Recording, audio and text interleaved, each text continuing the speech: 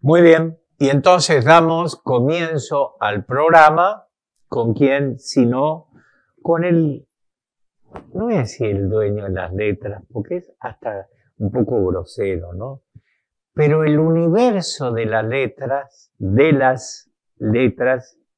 tiene en nuestro programa un guía fundamental, un hombre que nos lleva de un extremo a otro de la literatura nacional, universal, el hoy y el ayer, como para que todos nos sumerjamos en ese mundo tan particular. No creo ser muy original al decir esto, pero la poesía, la literatura en general es, yo me atrevo a decir, y él me corregirá o no, que es uno de los gestos más altos que podemos tener los hombres, es decir, cuando nuestro espíritu se manifiesta de modo más rotundo, ¿verdad?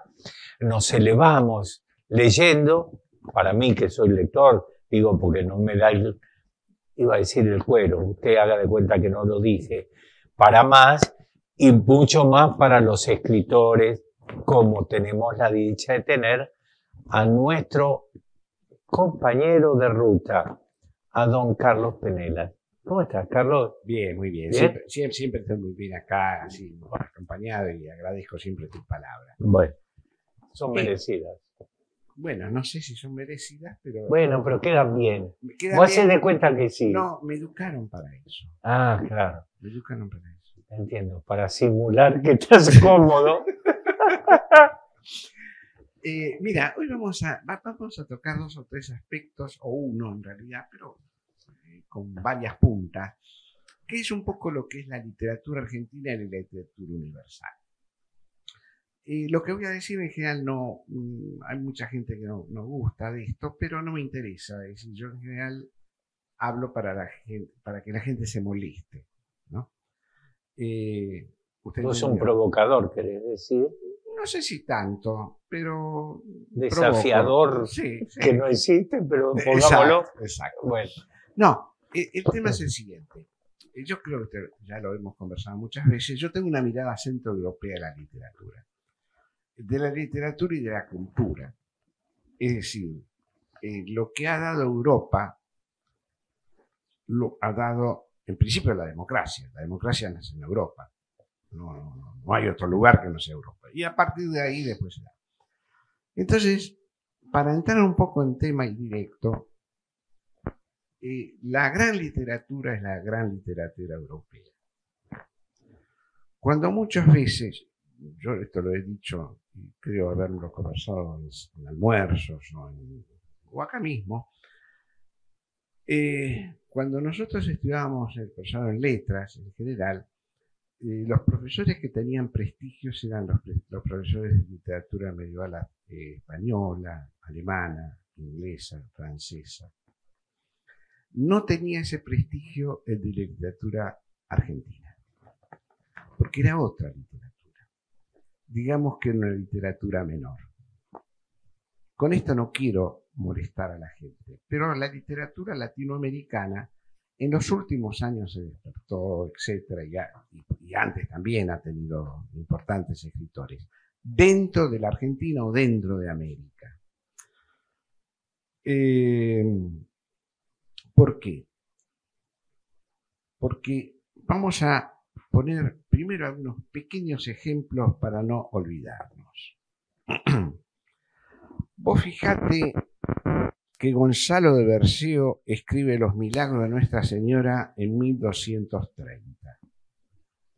Y el Cantar de los Cantares es del 1200. Para llegar a eso había también una literatura anterior. En el siglo XIII, Alemania tiene el Cantar de los Nibelungos. En España, el Cantar del Niño Cid. En Francia, la chanson de Roland, la canción de Roland. En Irlanda, en el siglo XI, ya se había levantado la Torre de Hércules. Y en La Coruña, construida por los romanos en el siglo II. A partir de ahí también tenemos que ver a Briogán como símbolo de la cultura celta y fundamentalmente gallega. Es decir, en Inglaterra se escribe el Beowulf, un poema anónimo sobre el año 1000. La Divina Comedia de Dante es del siglo XIV. El Cancionero de Petrarca es del siglo XIV. El Decamerón de Boccaccio es del siglo XIV. Un poquito más atrás. Ovidio, 43, año 43 antes de Cristo.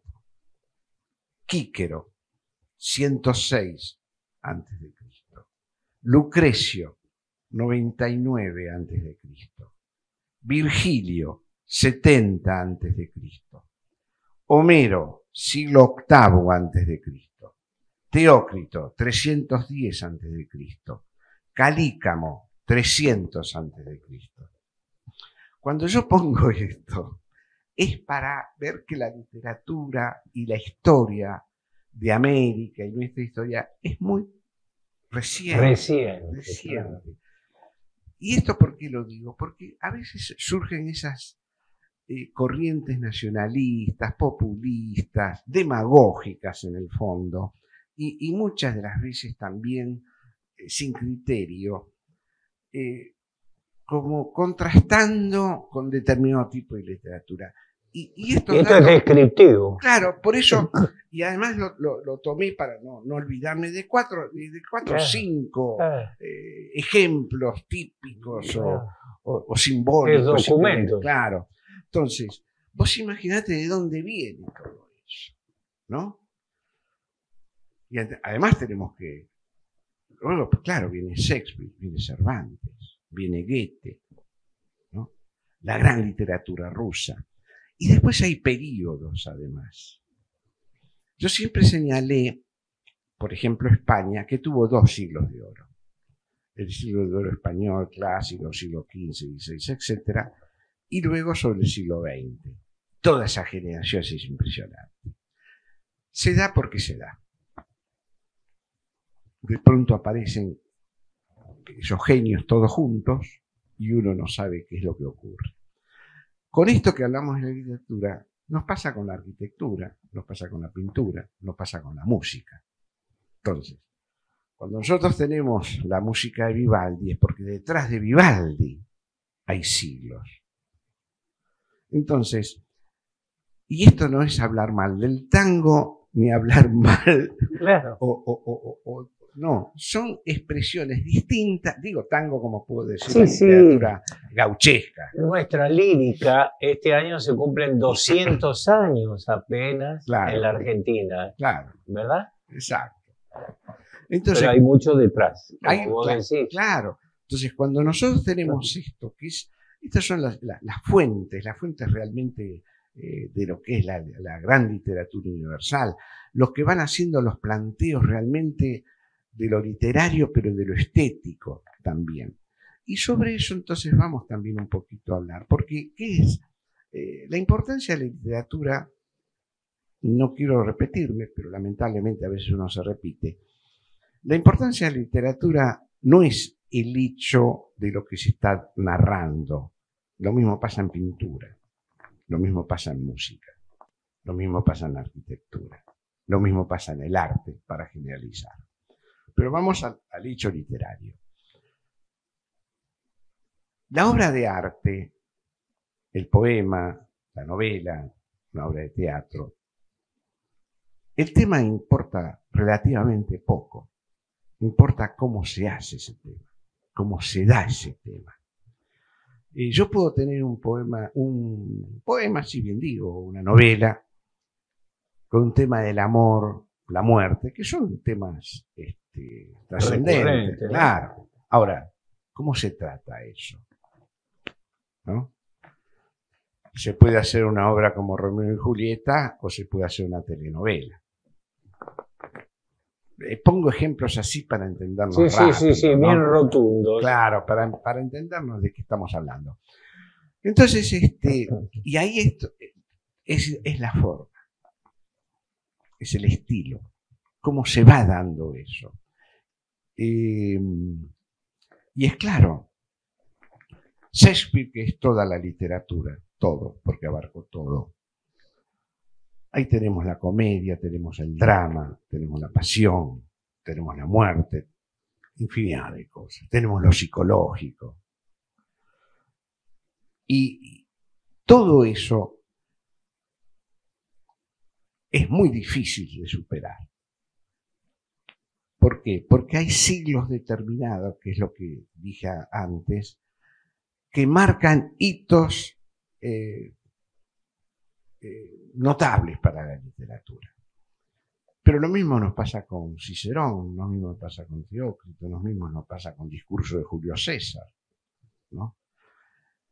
Es otra cultura, pero es una cultura milenaria. Esto que parece tonto decirlo, es una cultura milenaria. Y cuando nosotros abarcamos o queremos señalar ciertas cosas, nosotros hemos hablado recién fundamentalmente de la forma. ¿Qué es la forma? ¿Qué es el estilo? Y entonces nacen los grandes estilistas en Francia, en el mundo europeo. Claro, ¿es la perfección? En algunos sí, en otros no. Tolstoy quizás sea un escritor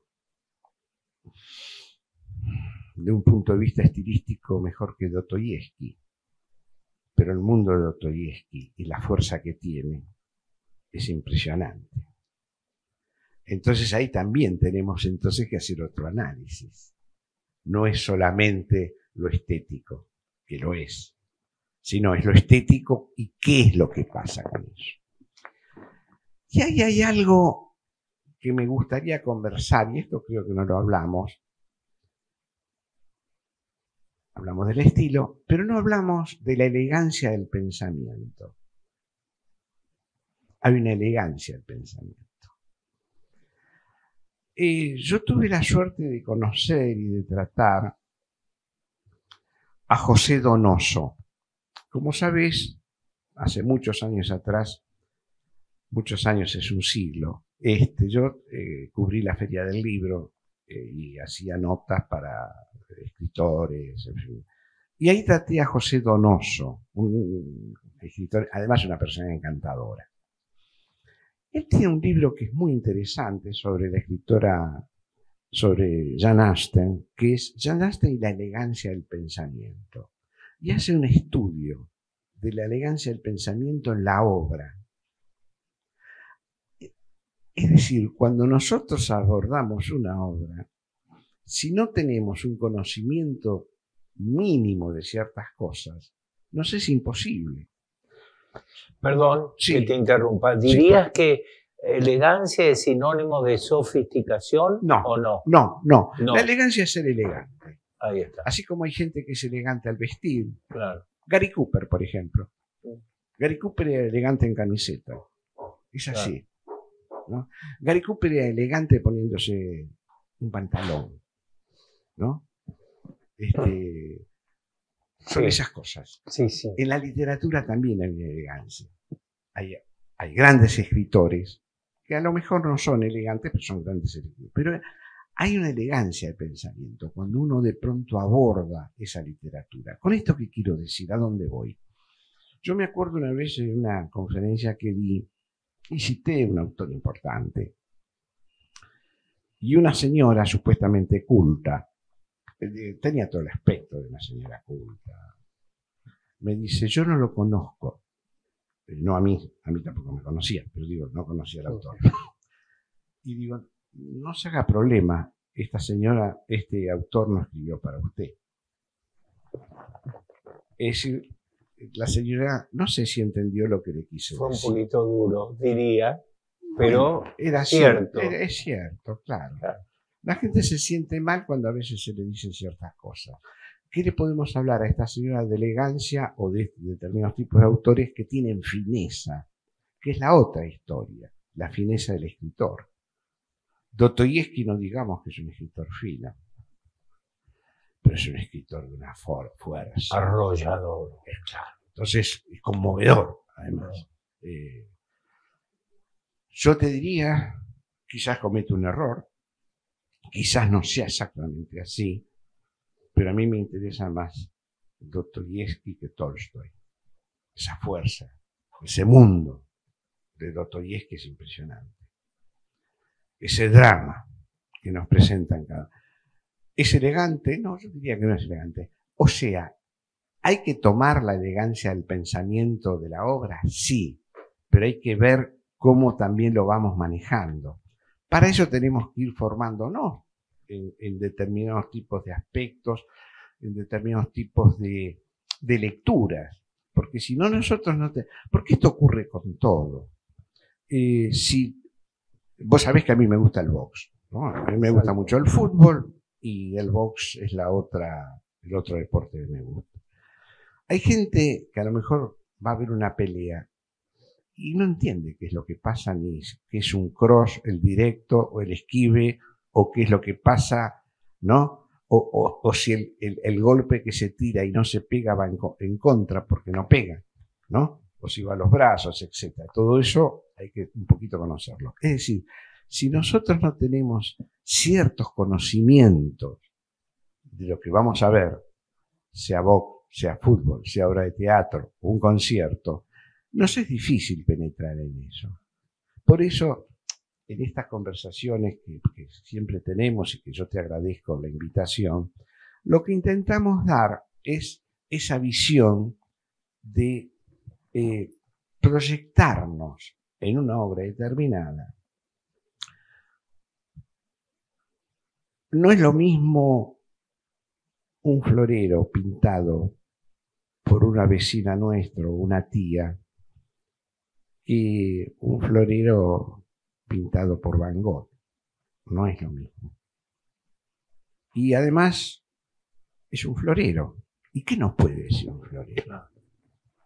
¿Y por qué nos transmite? Pues ya no nos está transmitiendo un rostro, ni una mirada, ¿no? Es algo... Una cosa inerte. Exacto, y está ahí. Y uno dice, es conmovedor. O, ¿qué mundo es este? ¿Verdad? Los paisajes. ¿Cómo nos va a gustar los paisajes? Por supuesto que nos gustan los paisajes, pero no todos, ¿no? Porque hay cosas que son decorativas, son insulsas. ¿Qué es lo que ocurre muchas veces? Esto lo he señalado.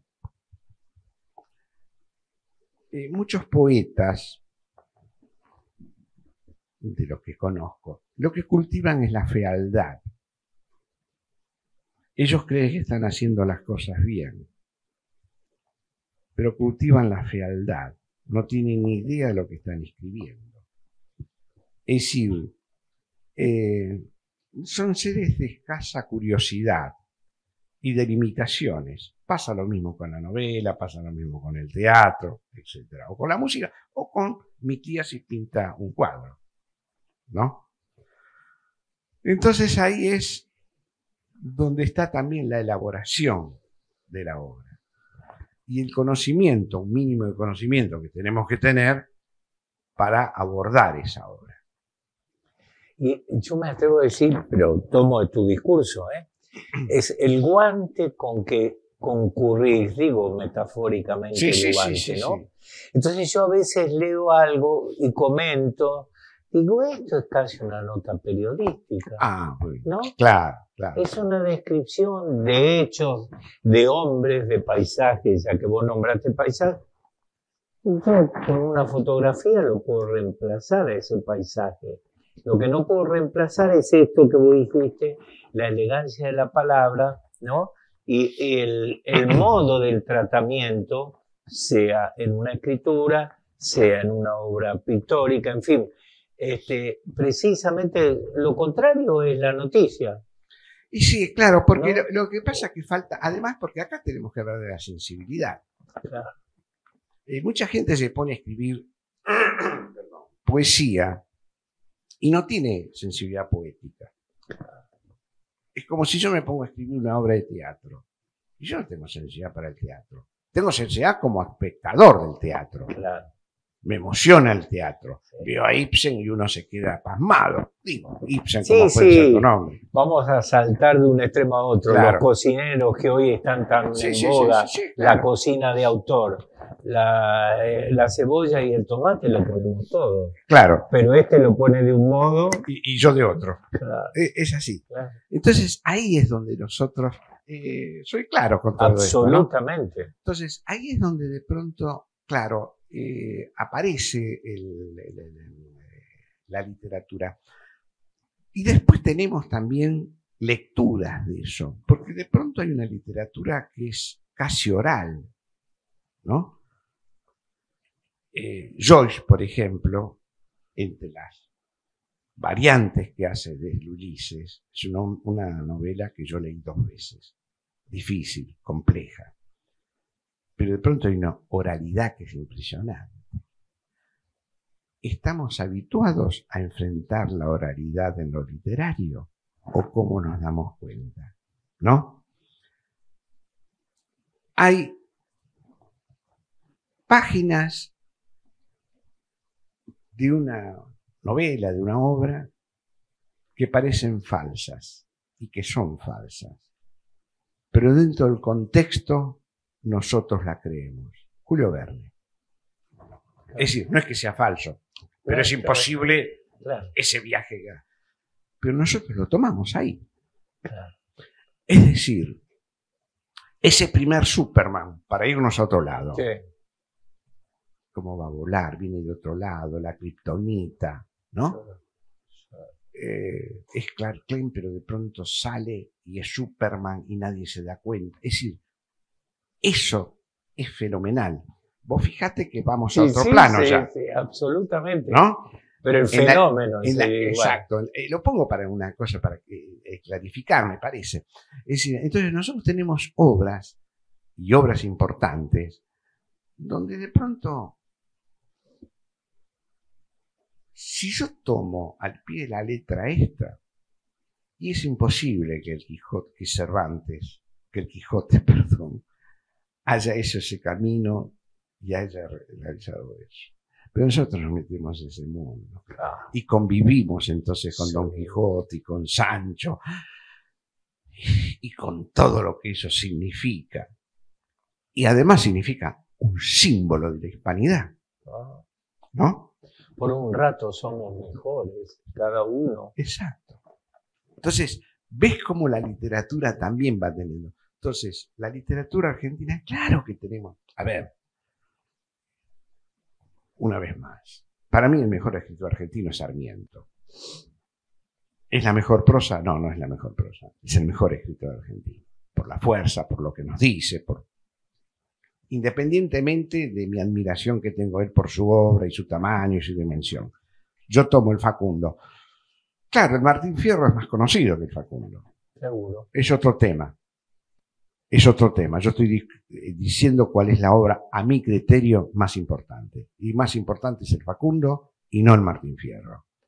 Y no quiero entrar en los detalles éticos de una obra y de la otra, que también podría entrar en eso, pero no interesa, ¿no? Entonces, ahí es donde vamos nosotros viendo determinado tipo de cosas, ¿no? Vamos cerrando, profesor. Uy. Tenemos que ver el valor afectivo del texto. Y hay mucha gente que escribe de modo vistoso. Sí, sé lo que decís. Claro. Entonces hay que ver y diferenciar qué es la literatura rigurosa, para decirlo con algunas palabras, de la literatura decorativa. Para eso tenemos que tener un mínimo de formación, porque si no confundimos el cuadro de mi tía con el cuadro de Van Gogh. Entonces, hay cosas que son decorativas. Tuvo que haber bebido de las fuentes para luego tener la sensibilidad necesaria para abordar después esa lectura, esa visión. Exacto. Digamos, esto para redondear y para ir, hemos hecho un paseo interesante, ¿verdad? absolutamente como siempre. Le agradezco. Maravilloso. Como diría Manolito, eso me gusta, recurrir siempre a Manolito. Desde el saludo para adelante no entendí nada. Bueno, ¿Te acuerdas lo que decía Sí, Manolito? cómo no. Bueno, es una maravilla. Sabes que cuánto te admiro, aparte de creerte. Bueno, es una clase magistral. Sí. Muchas Breve, con determinados tipos de elementos, pero que Con uno lo que se debía y nos ilustran y nos guían. es Esta es la clase. la idea es esa. Muchas gracias, Carlos. Hasta la próxima. A vos, a ustedes y por supuesto Nos vamos. a los amigos.